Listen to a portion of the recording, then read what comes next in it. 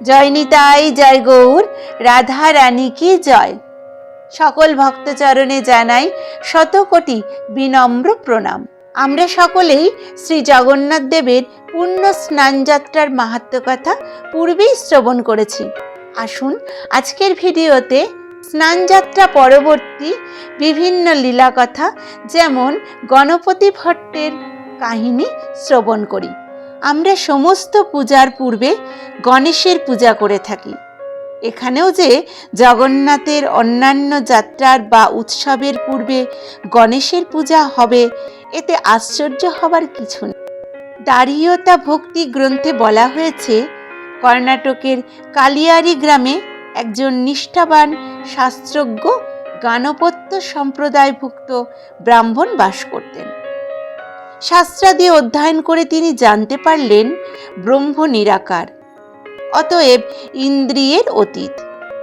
একদিন ব্রহ্মপুরাণ পাঠ করে তিনি জানতে পারলেন নীলাচলে দারুব্রহ্মরূপে শ্রী ভগবান সাক্ষাৎ বিরাজ করছেন। মুক্তিপিপাসু গণপতি ভট্টের আনন্দের সীমা রইল না। অল্পদিনের মধ্যেই স্ত্রী পুত্র সংসার ত্যাগ করলেন, চললেন নীলাচল অভিমুখে। কিছুদিন পর তিনি এসে পৌঁছলেন পুরীধামের কাছাকাছি তুলসী চাওড়া গ্রামে। পথশ্রমে ক্লান্ত গণপতি বিশ্রামের জন্য একটি গাছের ছায়ায় বসলেন। সেদিন ছিল পুরী জগন্নাথ দেবের স্নান যাত্রা। ভক্তেরা দলে দলে জগন্নাথের স্নান দর্শন করে উৎফুল্ল মনে নিজ নিজ গ্রামে ফিরে চলেছিলেন। কৌতূহলী ব্রাহ্মণ জিজ্ঞাসা করলেন, তোমরা কোথা থেকে আসছো? এত আনন্দেরই বা কারণ কি? ভক্তরা বলল যে তারা জগন্নাথের স্নান যাত্রা দেখেছে, তাই তাদের এত আনন্দ। গণপতি হতাশ হলেন। তিনি ভাবলেন, আমার পণ্ডশ্রম হলো, বৃথাই আমি কষ্ট করে এত দূর এলাম। জগন্নাথ যদি ব্রহ্মই হবেন, তবে তাকে দর্শন করে এত লোক মুক্তি না পেয়ে আবার সংসারে ফিরে যাচ্ছে কেন? জগন্নাথ ব্রহ্ম নন, শাস্ত্র পুরাণ সব মিথ্যা। তখন অন্তর্যামী ভগবান স্বয়ং এক বৃদ্ধের ছদ্মবেশে গণপতির কাছে এসে বললেন, জগন্নাথ বাঞ্ছা কল্পতরু, তার নিকট যে যা আকাঙ্ক্ষা করবে সে তাই লাভ করবে। কেউ যদি মুক্তি না চায়, তবে সে মুক্তি লাভ করবে কিভাবে? তুমি যাও, দারুব্রহ্ম দর্শন করে ধন্য হও। ব্রাহ্মণের কথা শোনার পর গণপতি স্নানবেদিতে জগন্নাথ দেবকে দর্শন করলেন, কিন্তু তিনি বিন্দু মাত্র খুশি হতে পারলেন না। তার ধারণা ছিল গণেশই একমাত্র ব্রহ্ম। দারুব্রহ্মে গণেশের রূপ দেখতে না পেয়ে নিরাশ হয়ে বাড়ি ফিরে যেতে লাগলেন। শ্রী ভগবান তার এক পাণ্ডাকে বললেন, গণপতি ভট্ট নামে আমার এক ভক্ত গজানন রূপ দেখতে না পেয়ে প্রাণে দুঃখ নিয়ে ফিরে যাচ্ছে, তাকে ফিরিয়ে নিয়ে এসো, আমি তাকে গজানন বেশেই দর্শন দেব। পাণ্ডার মুখে সংবাদ পেয়ে গণপতি মহানন্দে ফিরে এলেন। স্নানবেদীর উপর জগন্নাথ দেবের, বলভদ্রের গজানন বেশ দর্শন করে মুগ্ধ হলেন। প্রেমানন্দে তার দুচোখ বেয়ে আনন্দাশ্রু ঝরে পড়তে লাগলো। প্রভু প্রসন্ন হয়ে তাকে বর দিতে চাইলেন।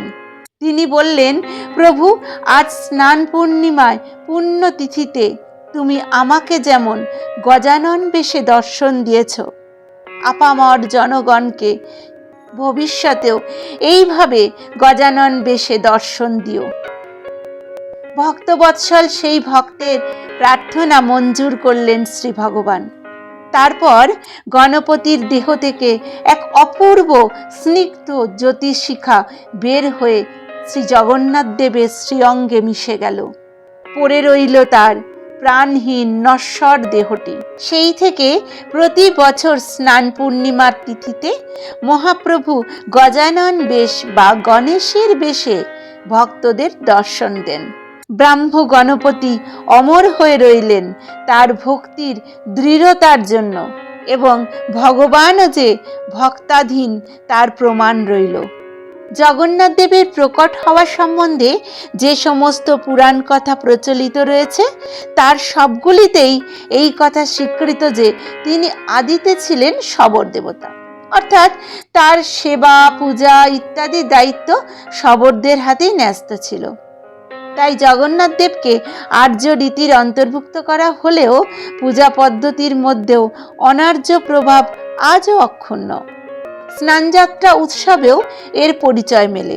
স্নানযাত্রায় যে মহাস্নানের ব্যবস্থা তাতে বৈদিক মন্ত্র ব্যবহৃত হলেও প্রথা শবর বিধি ব্যবস্থা অনুসারী। আবদ্ধ জলে অভিষেক রীতি হিন্দু মত অনুযায়ী নয়। হিন্দু মতে স্বচ্ছ এবং স্রোতে বয়ে যাওয়া জলই স্নানবিধি, কিন্তু জগন্নাথ দেবের মঞ্চ স্নানে ব্যবহৃত জল আনা হয় আবদ্ধ কূপ থেকে। শবর বিশ্বাসে নিবিড় জঙ্গলের মধ্যে যে নদী এবং পুকুরের জলে সূর্যকিরণ পড়ে না, দেবতা পূজার জন্য সেই অনর্বাহ জলই পবিত্র এবং প্রকৃষ্ট। এজন্য শ্রীমন্দিরের উত্তর দ্বারে অবস্থিত যে স্বর্ণকূপের জল সারা বছর আবদ্ধ থাকে এবং সূর্যকিরণের সংস্পর্শে আসে না, সেই জলই শ্রীবিগ্রহদের অভিষেক করার প্রথা এখনো বহাল রয়েছে। এই ধরনের ভিডিও আরও দেখতে চাইলে অবশ্যই চ্যানেলটিকে সাবস্ক্রাইব করুন, বেশি বেশি করে লাইক করুন, শেয়ার করুন এবং পাশে থাকুন।